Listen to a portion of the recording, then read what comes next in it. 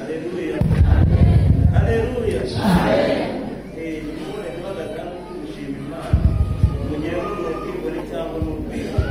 Amen. Ntabwo ari ukwirata.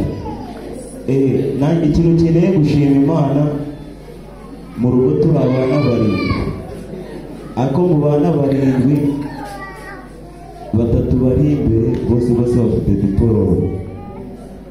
Ni ukuvuga ngo ahantu nabaga nicaye ndi mu rugo babaga bari kuvuga bati byaba biteye agahinda, byaba binababaje ari wowe umuntu dukojeje isoni ukarata.